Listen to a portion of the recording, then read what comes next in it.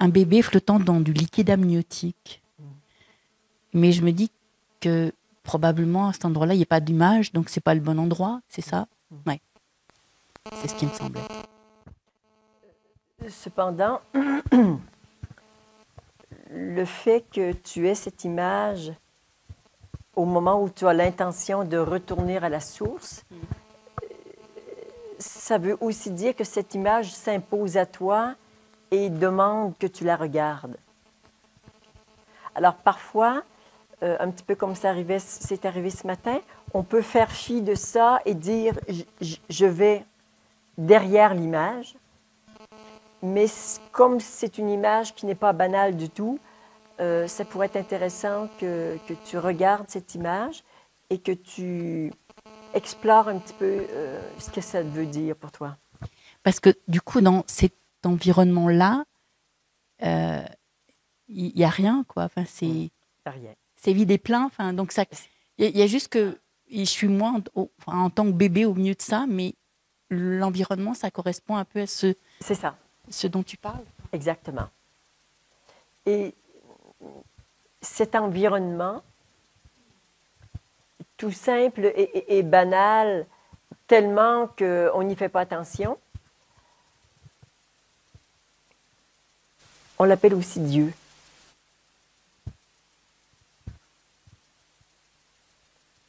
Il s'est bien caché. Pourtant, à la vue de tous, mais comme la plupart des gens ont leur attention toujours fixée sur les phénomènes, une image, une activité mentale, le corps, le social, le magnifique environnement, on regarde les quelque chose, l'absence de quelque chose, socialement, on n'est pas prêt à regarder ça. En tout cas, on n'est pas invité. Ça, c'est une chose. L'autre, c'est que comme il n'y a rien, et pour ne rien en arranger, ce rien, évidemment, il est tout à fait neutre. Alors, les gens mettent leur attention là-dessus, ils disent, bon, au bout de 5 minutes, ça va. On a compris qu'il ne se passerait rien, qu'il ne se passera rien. Donc, je vais aller à un endroit où c'est un peu plus amusant. Et le mental dit, ben, moi, je m'ennuie quand il ne se passe rien. Alors, c'est le conditionnement mental qui prend le dessus, mais qui dit, attends, là, tu étais dans les bras de Dieu. Et quand le petit moi et le mental disent, tiens, puisqu'il y a cet espace et que certains disent que c'est magnifique,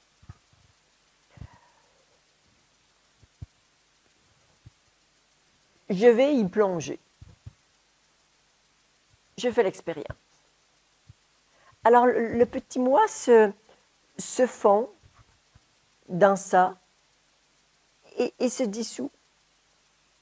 Alors, bien sûr, il va se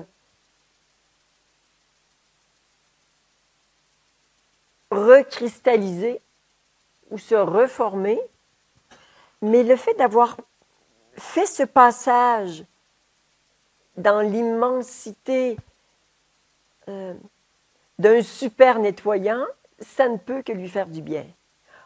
Même si on n'y plonge que 2 minutes, on se nettoie. Ça nous nettoie. Alors, on en ressort toujours différent, plus pur, plus cristallin, libéré de quelques mémoires, de quelques peurs. Tu vois, et si on y passe une demi-heure, encore plus.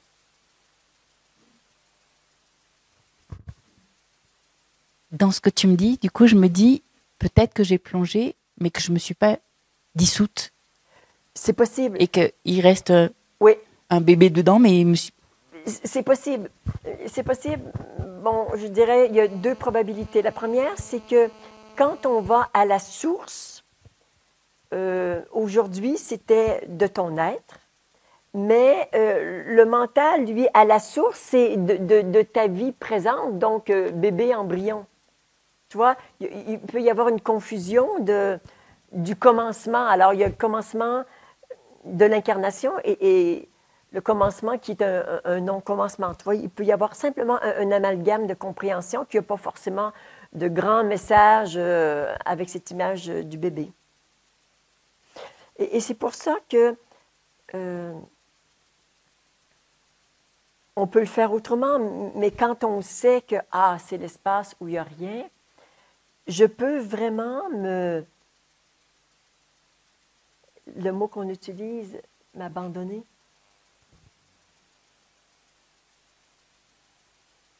Ouais, là, ça vient de lâcher. Tu l'as senti? D'accord. C'est comme si te manquait cette clé-là. Ouais. C'est dans ça que je m'abandonne. C'est un abandon, le fameux mot fort utilisé, je lâche prise, tu vois, de moi. Ben là, j'arrête de ce moi tout crispé, tu vois, qui veut tout contrôler, y compris sa propre existence. Et là, et si je lâchais tout? Juste pour voir ce que ça va me faire. Sachant que des milliers de personnes l'ont fait et que ça leur a fait du bien, à mon avis, je risque pas trop que ça me fasse du mal. Et c'est ça, l'abandon, le lâcher-prise. Et selon comment on le porte dans le cœur, on peut dire aussi que c'est une offrande de soi. C'est un peu comme si ton petit moi, on va dire avec la forme physique et tout, comme si j'allais te déposer sur un autel non existant, mais dans un espace où il y aurait un semblant d'autel et c'est une trappe où tu tombes dans le vide. Et là, notre ami Bernard, c'est un spécialiste de naviguer dans ces eaux magnifiques.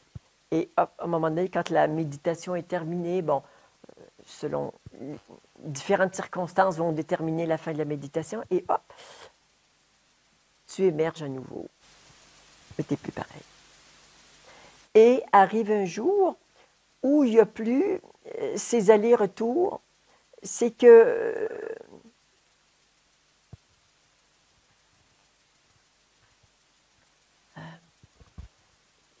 cet espace qui semble être un endroit un peu caché, où il faut aller en méditation et tout, c'est plus ça. C'est que cet endroit qui était comme une espèce de canal, pouf, ça s'ouvre comme un océan, il n'y a plus que ça. Tu n'as pas besoin de le chercher, il n'y a que ça. Tu baignes dedans, c'est toi. C'est ce qu'on appelle l'éveil. L'éveil, c'est dans notre conception de moi qui est limitée, fermée, tendue, coupée de la source. Quelque chose qui est à l'intérieur de ce petit moi, mais c'est à l'intérieur. Ça, et là, ça embrasse le petit moi qui se détend ou qui se reforme. Mais alors, c'est le petit moi dans le grand moi. Mais c'est toujours que moi. Donc, il n'y a pas de danger. On est à la maison. Et quand cet espace s'ouvre, on l'appelle l'éveil parce que dans mon petit mental, avec mon petit fonctionnement, je dors, je suis en transe d'une idée de moi. Ah oui, oui, ça c'est moi, oui, ça c'est moi, moi.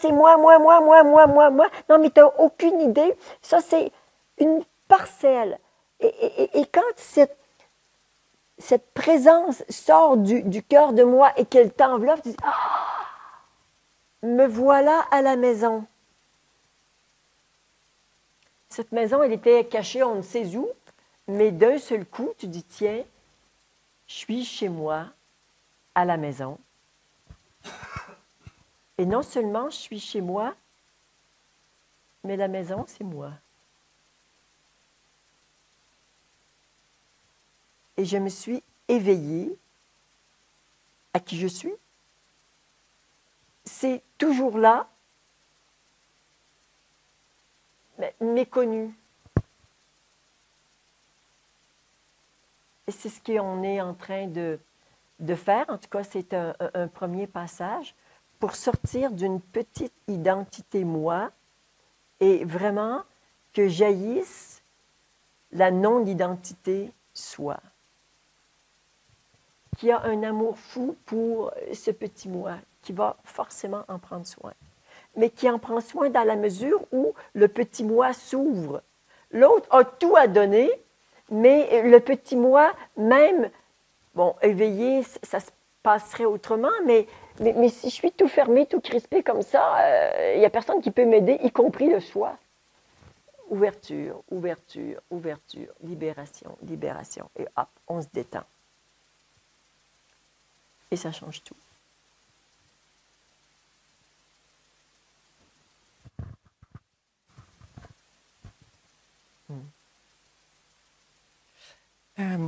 Oui, je rebondis sur ce que tu dis par rapport à la méditation là que je viens de vivre. En fait, bon, souvent dans les méditations, finalement, quand je me sens connectée, enfin du moins vraiment dedans, je suis dans le rien.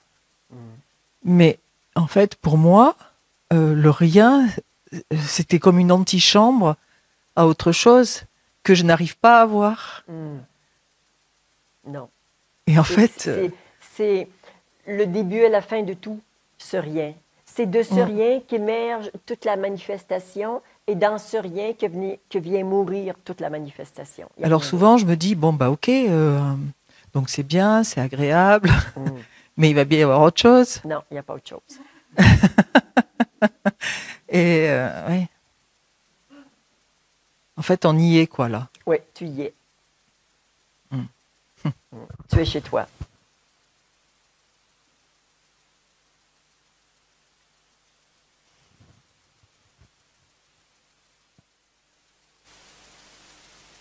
Qu'est-ce qui se passe en toi? C'est bon. Mais encore? C'est incroyable. Moi, je vis ça depuis. Et puis, je ne sais même pas, quoi, en fait. Juste, tu n'avais pas cette information. Et c'était la perfection de ton chemin d'y être sans le savoir. C'est comme ça que ça devait se passer chez toi.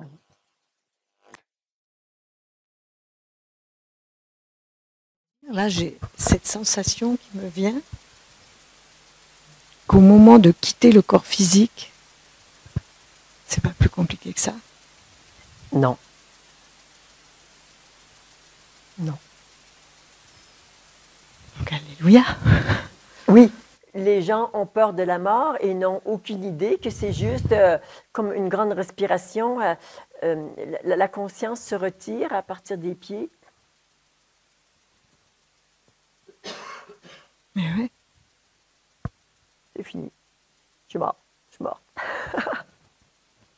J'ai accompagné mes 2 parents et ça m'a fait cette sensation. Oui, c'est ça. C'est simple et surtout c'est naturel, sans danger. Mais les gens ont peur de la mort, ils ne veulent pas y croire. Toutes sortes de trucs. Mais je suis contente de t'entendre parler parce que je n'étais pas sûre non plus. Et ce que tu viens de dire aussi, elle a cette sensation du rien. Moi, je suis un peu comme... je suis un peu sans parole, là, sans voix. C'est pas plus compliqué que ça. Non, c'est pas plus compliqué que ça. Ça, ce rien est aussi appelé « je suis » ou le soi. Donc, c'est toi, mais ton toi éternel et immortel. Et il y a aussi un petit toi mortel et limité. Physique, oui. Oui, oui. Et ce grand toi a donné naissance à cette petite chose Mona et va la reprendre. Et va en créer d'autres. Il en a créé 8 milliards. Et il y a quelque temps, ça s'est passé dans la nuit. c'était à partir du front, je me suis sentie absorbée dans une lumière très, très, très vive. J'ai eu très peur. Alors, c'est autre chose encore, c'est... Non, après le soi,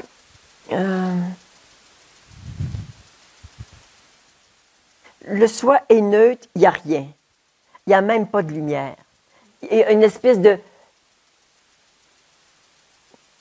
potentiel lumineux, mais qui n'a rien à voir avec la lumière manifestée. Ça, c'est le soi. Après, quand la petite chose se détend dans ça, peut arriver toutes sortes d'expériences mystiques, de lumière, de descente d'énergie. Là, il peut arriver plein de trucs, mais ce sont des expériences temporaires, des expériences forcément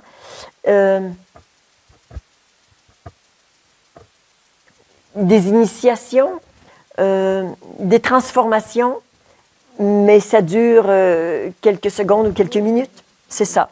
Alors ça, on va dire, c'est une expérience sans doute d'ouverture, mais c'est pas le soi. Ces expériences durent quelques instants. Le soi, il est là éternellement. C'est le rien. C'est le rien, c'est le vide, c'est silencieux et c'est immobile. Et c'est toujours, toujours là. Et quand le petit moi s'ouvre à ça, il est vraiment en transformation. Il ne se vit plus de la même façon. Et c'est là qu'arrivent toutes sortes d'expériences, dont celle que tu as évoquée, celle dont on a parlé hier. Bon, il y en a des milliers. Le soi, c'est le rien, ouais.